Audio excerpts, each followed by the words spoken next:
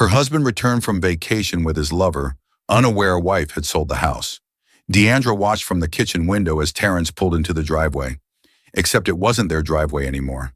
The Mercedes sedan gleamed under the afternoon sun, and beside him sat a woman with auburn highlights cascading over bare shoulders.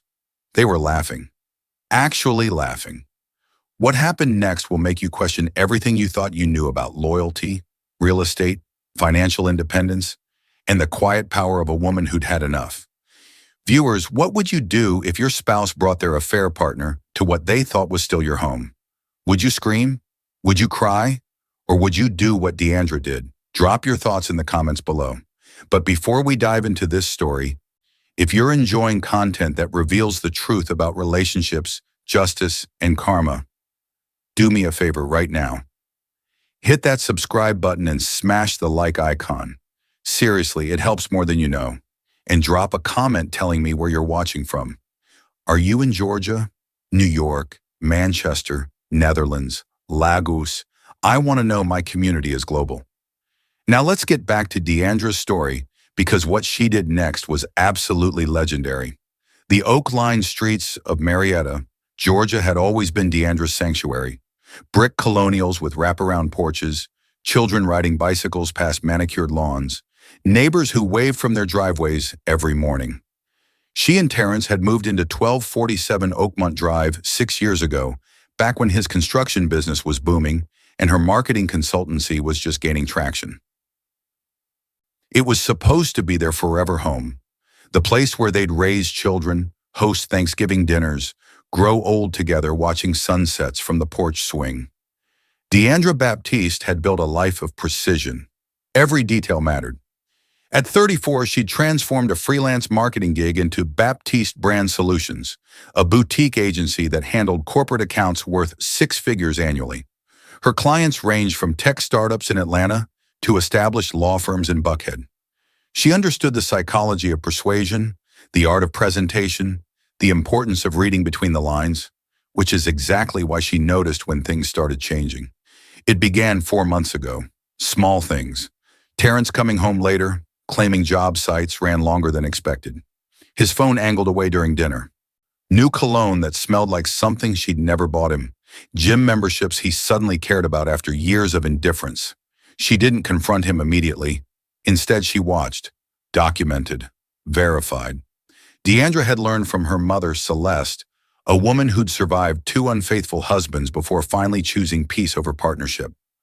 "Baby," Celeste had told her once over sweet tea on a summer afternoon, "never let a man see you panic. Panic makes you sloppy.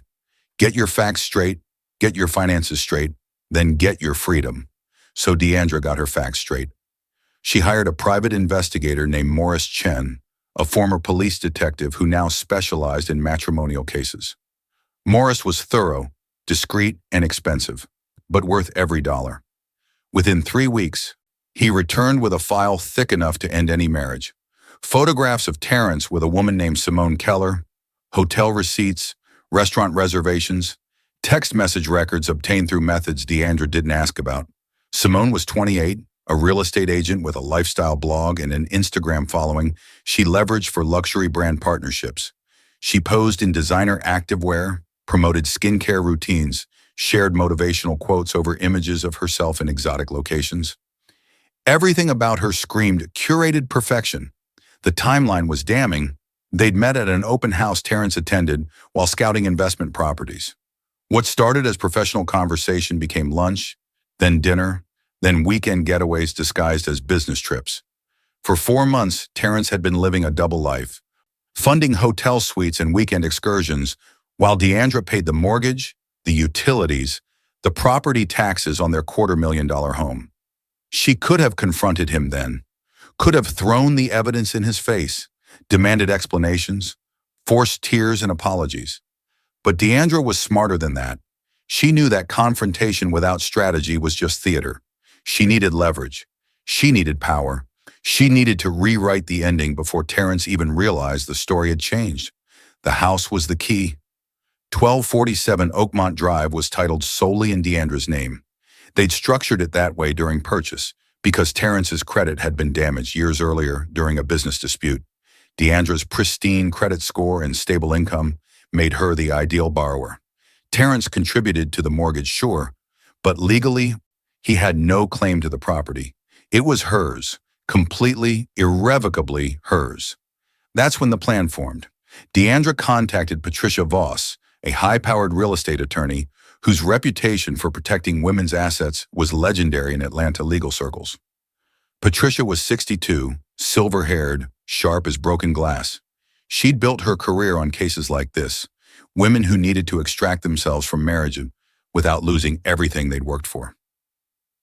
"What are your goals?" Patricia had asked during their first consultation, fingers steepled over a mahogany desk in her Buckhead office. "Financial security," Deandra replied calmly, "and complete separation from a man who's already moved on." Patricia smiled. "Then we need to move quickly and quietly." They drafted a separation agreement. They identified Deandra's separate property, the house, her business accounts, her retirement investments, everything she'd accumulated independently. They established a timeline. Terrence was planning a 2-week vacation to Barbados, supposedly a solo trip to decompress from work stress. Deandra knew better. She'd seen the flight manifest Morris had obtained. 2 tickets, adjacent seats, a beachfront villa booked under Terrence's credit card. Perfect. While Terrence was living his fantasy with Simone on turquoise waters, Deandra would be dismantling the life he thought he'd returned to. She listed the house 3 days after his departure.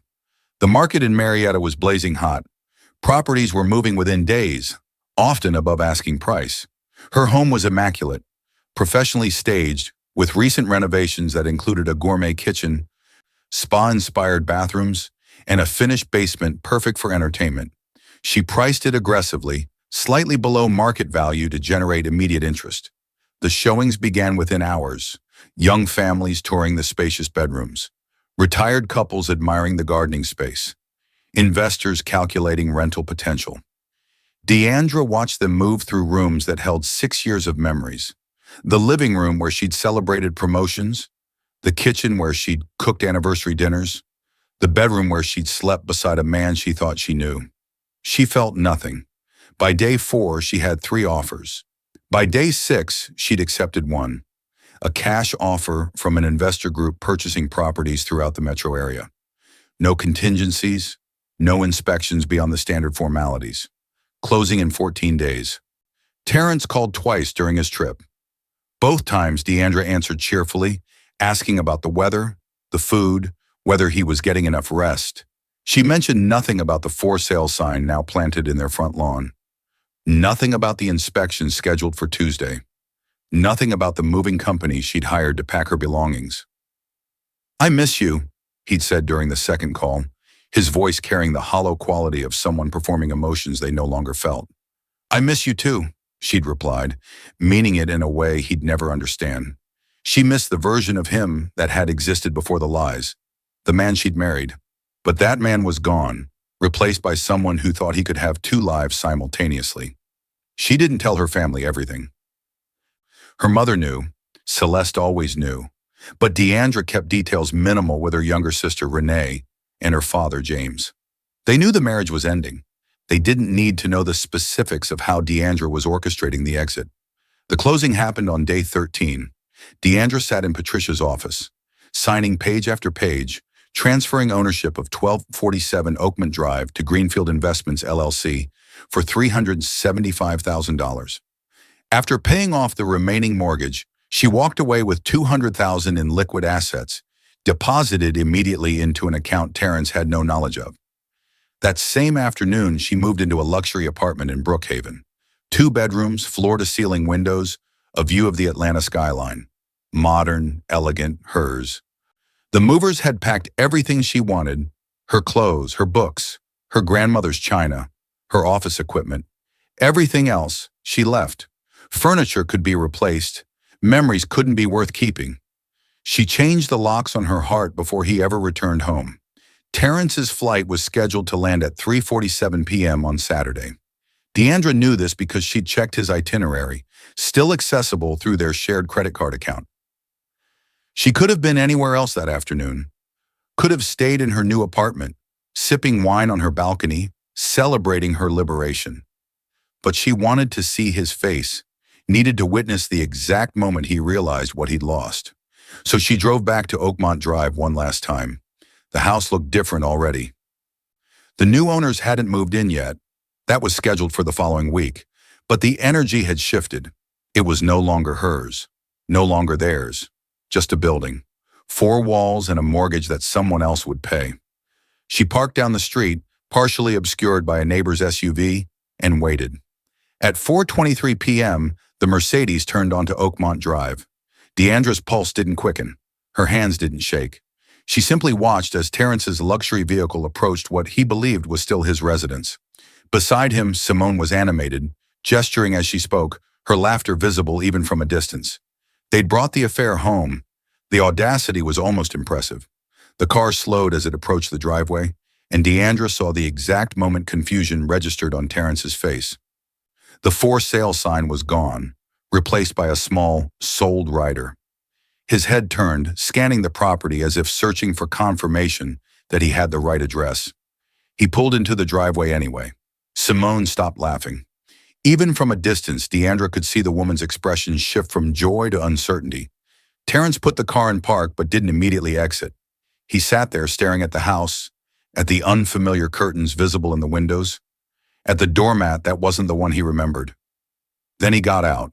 Terrence Baptiste was 41, 6'2", with the build of someone who'd spent years in physical labor before transitioning to management.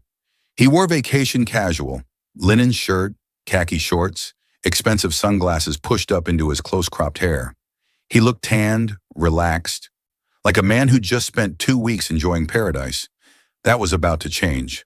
He approached the front door, key in hand. Deandra watched as he inserted it into the lock, turned it, and found it didn't work. He tried again, jiggling the key, applying pressure. Nothing. The locks had been changed during closing, standard procedure when property transfers. Simone emerged from the passenger side, her designer sundress fluttering in the afternoon breeze. "Baby, what's wrong?" "The key doesn't work," Terrence muttered, now trying the back door. That's when the front door opened. A man in his 50s stood in the threshold, wearing a polo shirt and holding a tablet. He had the look of someone conducting business, not someone expecting visitors. "Can I help you?" he asked, his tone polite but firm. Terrence froze. This is my house." The man's eyebrows rose. "I'm sorry, but you must have the wrong address. My company purchased this property 2 weeks ago." The color drained from Terrence's face. "Purchased? That's impossible. I own this house. My wife." He stopped, the words catching in his throat. "Your wife?" the man prompted. "Deandra Baptiste.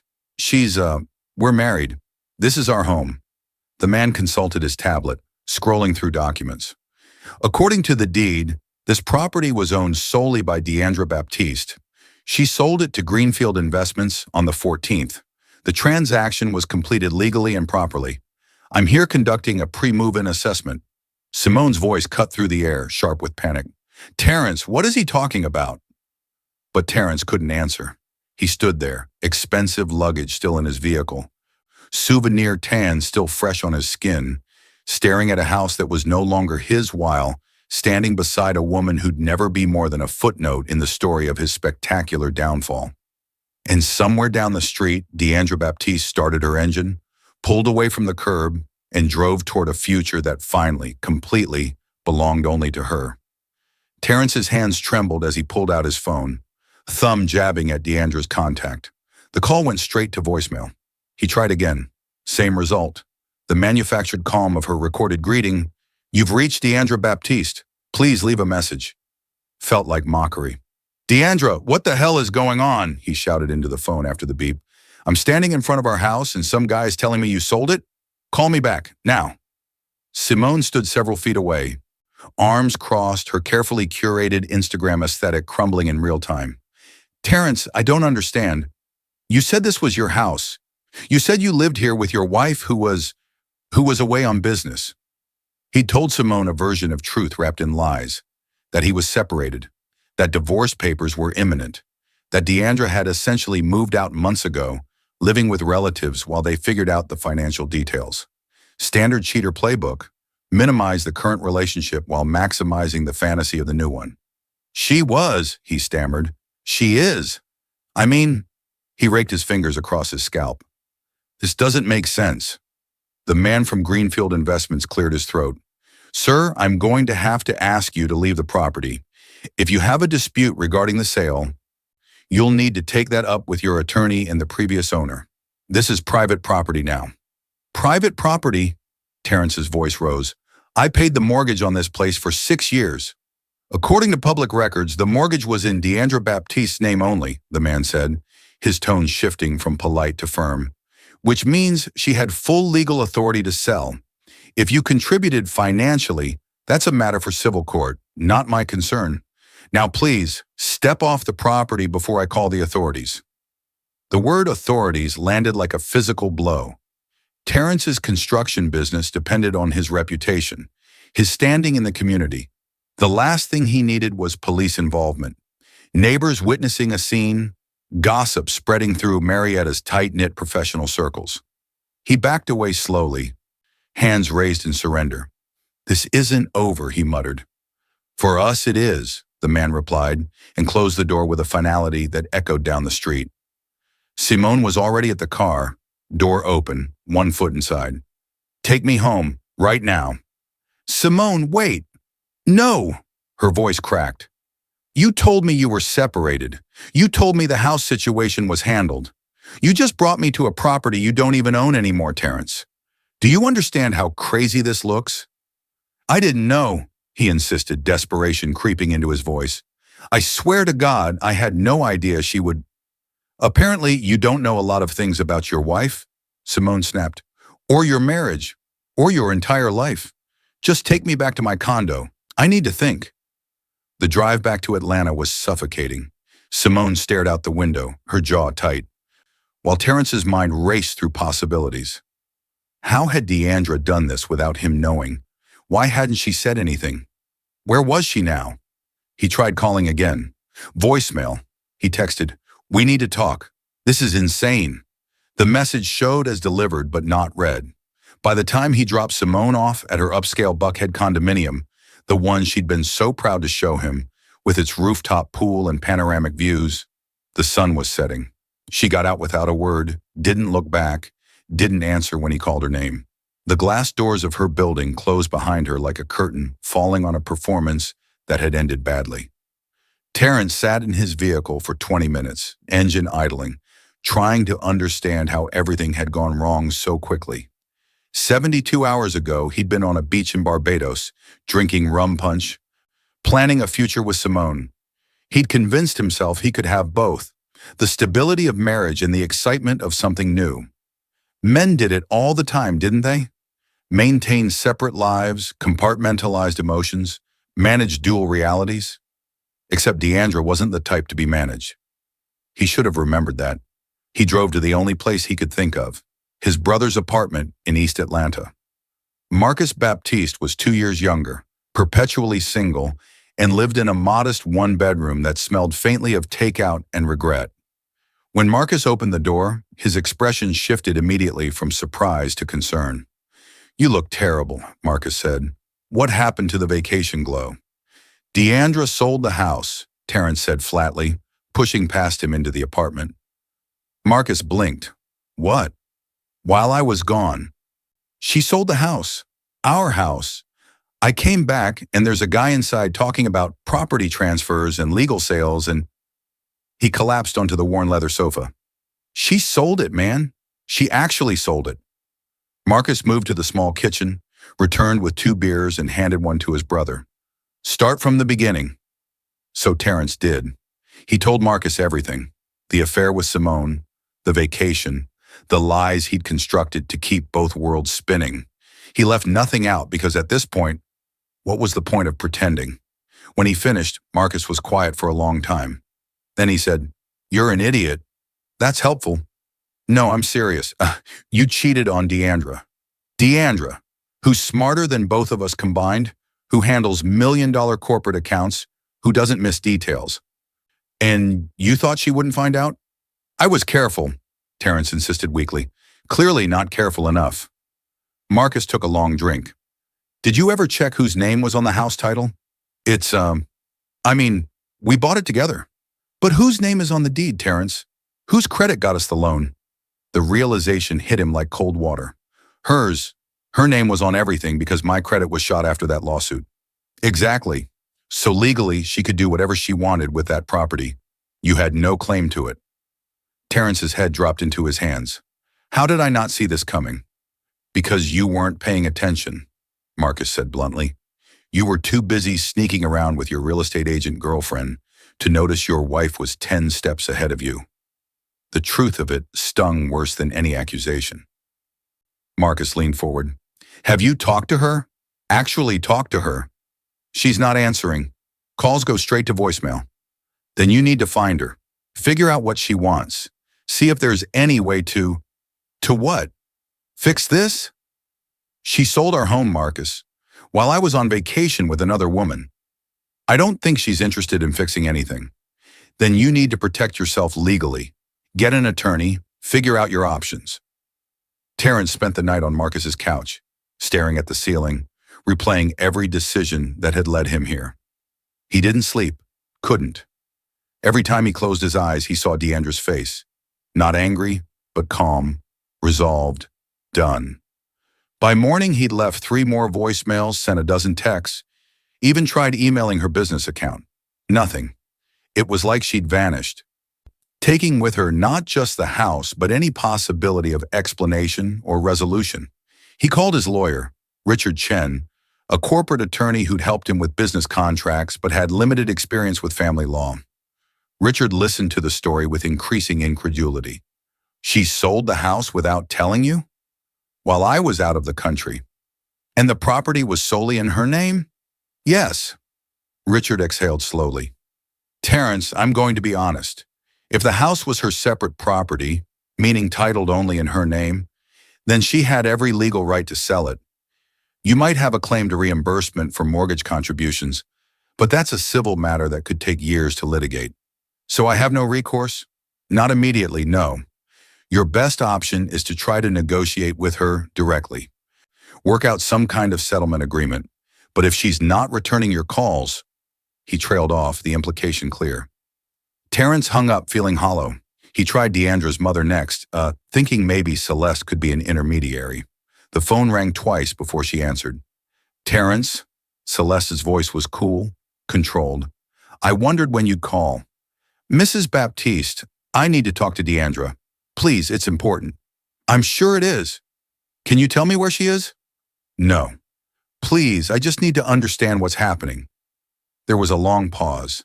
Then Celeste said quietly, My daughter is doing what she should have done months ago. She's protecting herself from a man who stopped valuing her the moment he thought he could do better. I never don't. Her voice hardened. I saw the photos, Terrence. Deandra showed me everything. The hotels, the restaurants, the vacation you just returned from. You took that woman to Barbados while my daughter paid your bills and kept your house running. His throat tightened. I made a mistake. You made a choice, Celeste corrected, and now you're experiencing the consequences. Deandra doesn't owe you explanations.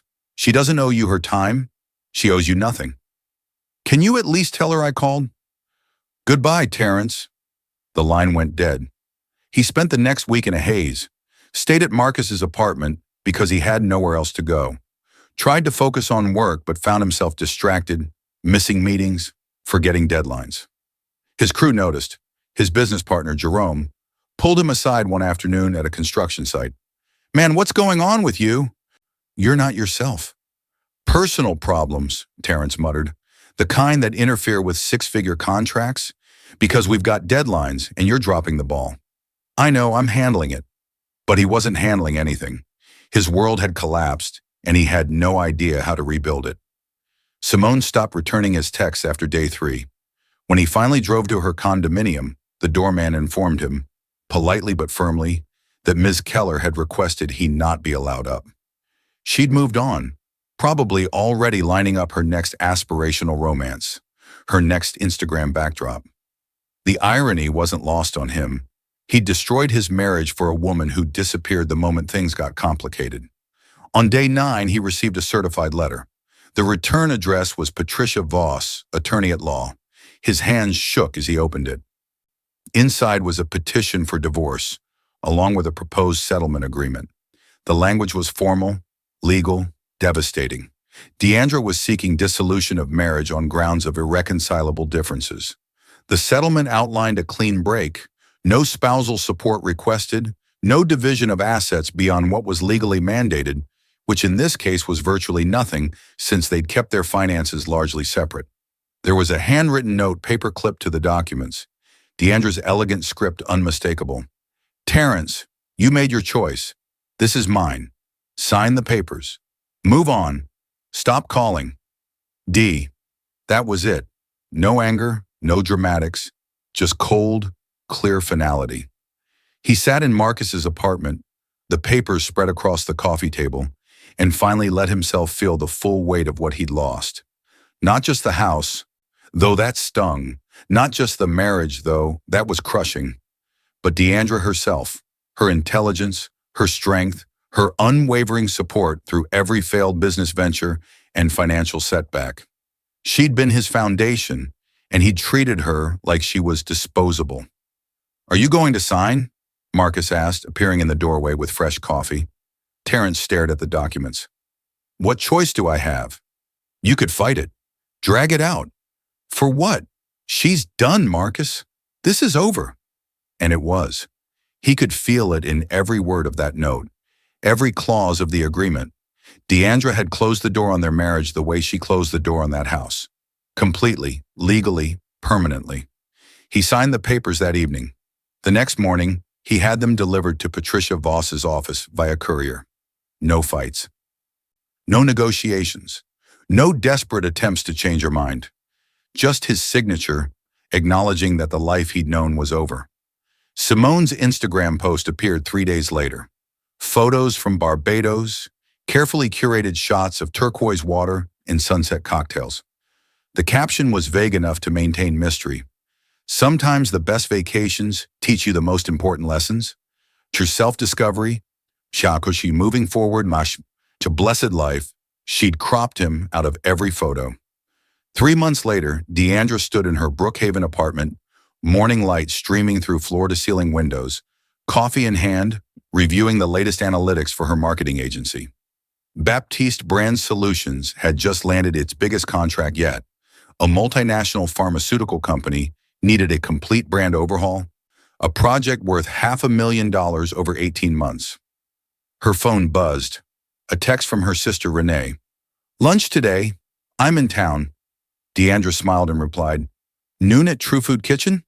Perfect. See you there. Life had developed a new rhythm. Work consumed most of her energy, but it was satisfying, purposeful energy. She'd hired 2 additional contractors, expanded her client roster, spoken at 3 marketing conferences. Her business was thriving in ways it never had when she'd been splitting her focus between career and maintaining a failing marriage. The divorce had finalized 6 weeks ago. Clean, uncontested, exactly as she'd structured it. Terrence signed everything without argument, probably because his attorney had explained the futility of fighting. The house sale proceeds sat in investments earning compound interest.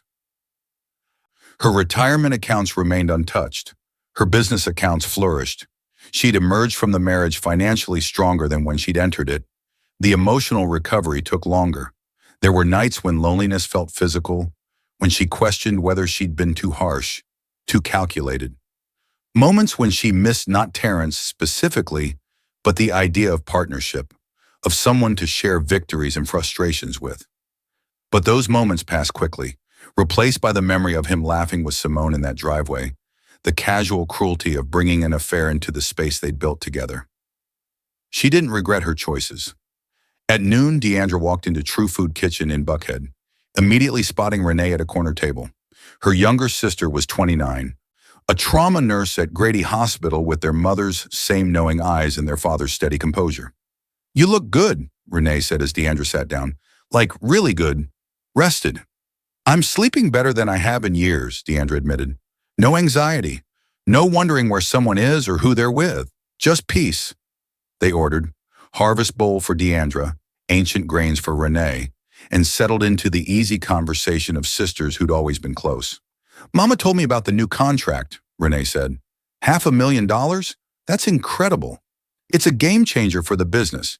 I can finally hire full-time staff, maybe lease office space instead of working from home." "You've earned it." Renee paused, then asked carefully, "Have you heard anything from Terrence?" "Not since the divorce finalized.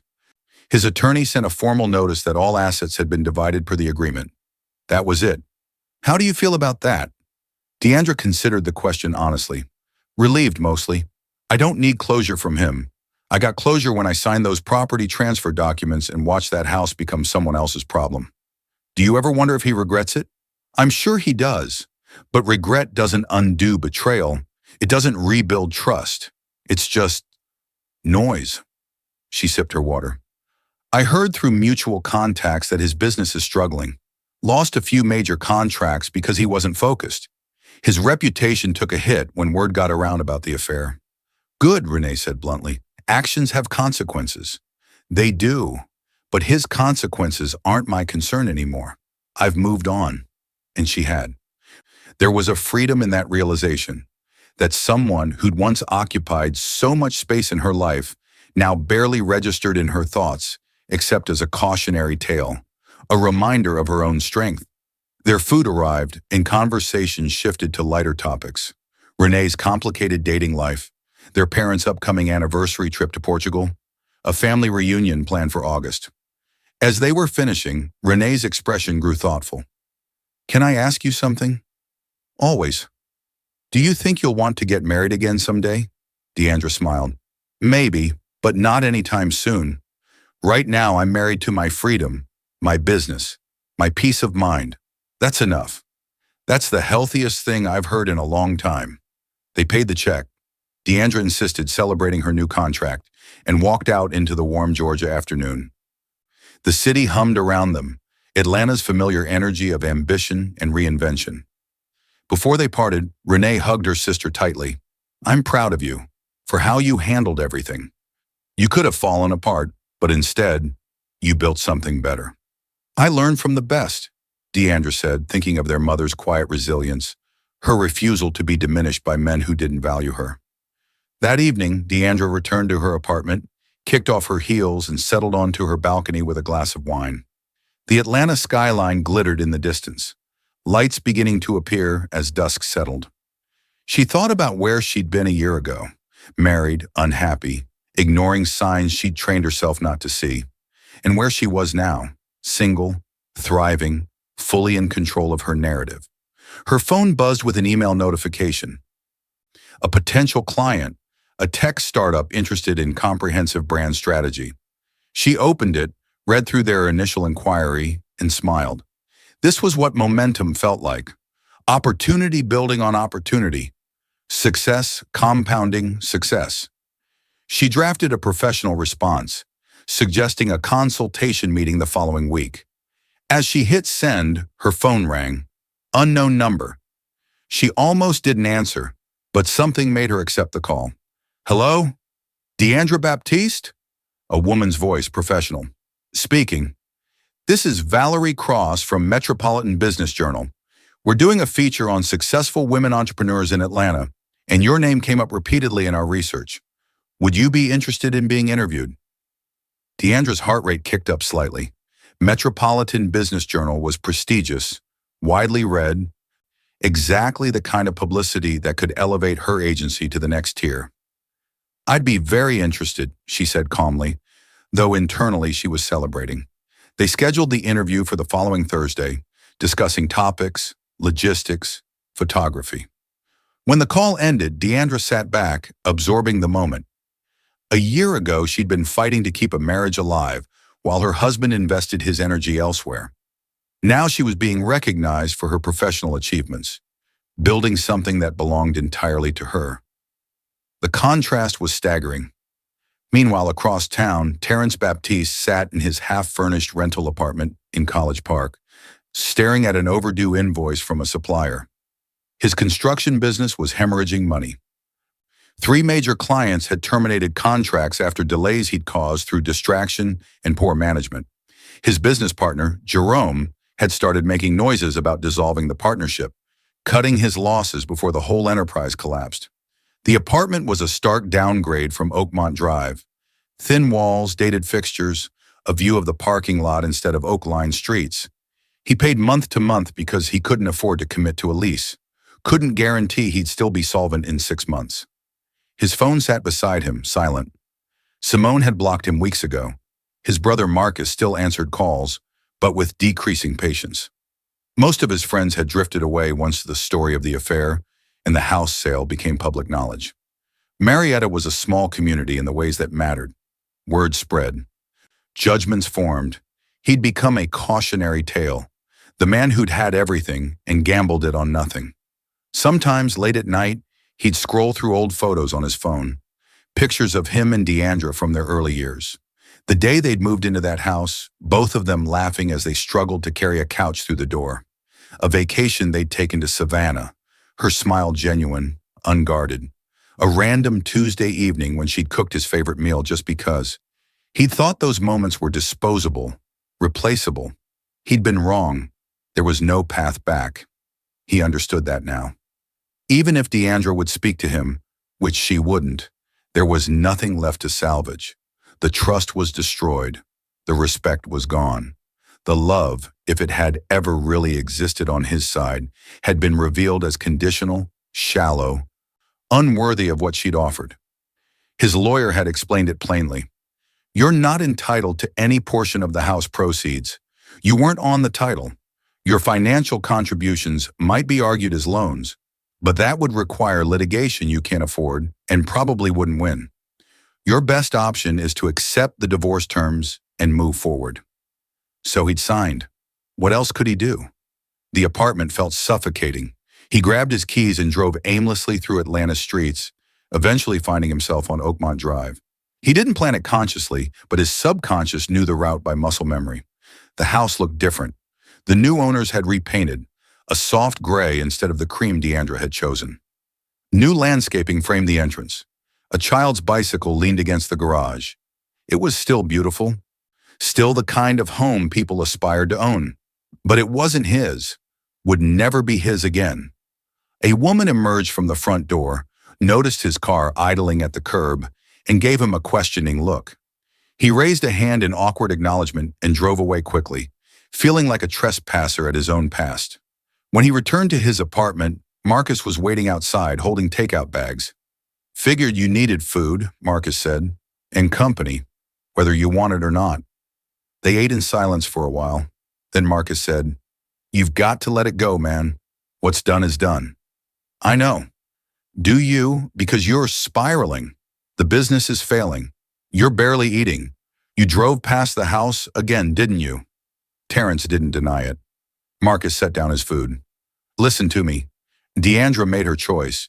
It was the right choice, by the way. Even if it hurts you to hear it. You screwed up massively and she protected herself. That's what smart people do. Now you need to make a choice too. Are you going to keep drowning in regret?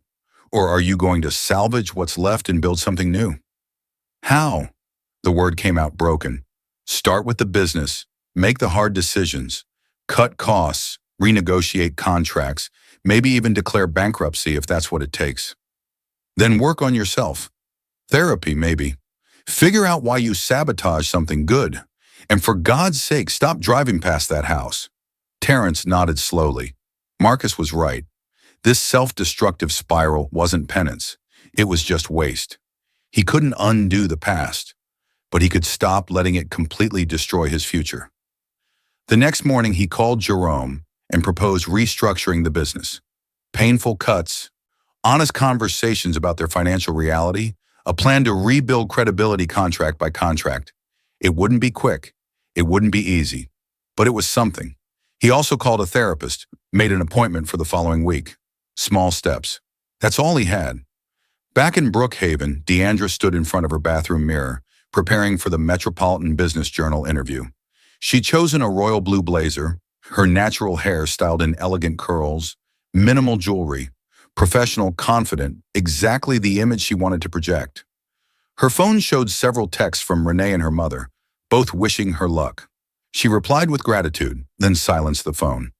As she drove to the magazine's offices, she reflected on the past year, the devastation of discovering the affair, the cold calculation of selling the house, the loneliness of those first weeks alone, and gradually the emergence of something stronger, a version of herself that didn't need validation from a man who'd proven unworthy of offering it. The interview went beautifully. The journalist asked thoughtful questions about her business philosophy, her approach to client relationships, her thoughts on women and entrepreneurship. They took photos in the magazine studio, professional lighting making her look powerful, accomplished, exactly what she'd become. When it was over, the journalist shook her hand warmly. "Thank you for your time. This is going to be a wonderful feature. Our readers are going to love your story." "Thank you for the opportunity," Deandra replied. As she walked back to her car, her phone buzzed with a text from an unfamiliar number. "Saw your name in the B-Journal's upcoming features list? Congratulations. You've earned every bit of success. Terrence." Somehow he'd gotten a new number, found a way to reach her one last time. She stared at the message for a long moment. Then she blocked the number and deleted the text. Some chapters deserve to end without epilogues. That evening, Deandra hosted a small celebration at her apartment. Her mother, Renee, and Patricia Voss, the attorney who'd guided her through the divorce. They toasted with champagne, laughed about the absurdity of men who underestimated women, and planned future victories. "To Deandra," Patricia said, raising her glass, "for showing that the best revenge isn't just success, it's becoming the woman you were always meant to be." They clinked glasses, the sound crystalline and perfect. Later, after everyone had left, Deandra stood on her balcony one last time, looking out at the city she'd conquered through intelligence, strategy, and refusal to accept less than she deserved. The divorce wasn't the end of her story. It was the beginning of a better one. And somewhere in College Park, Terrence Baptiste turned off his lights and tried not to think about everything he'd lost by failing to value what he had. But that was his story now, not hers. Deandra closed the balcony door, locked it securely, and walked toward her bedroom without looking back. Viewers, do you think Deandra made the right choice? Would you have done the same? Drop your thoughts in the comments and don't forget to like and subscribe for more powerful, real-life stories about justice, independence, and the strength it takes to walk away from what no longer serves you.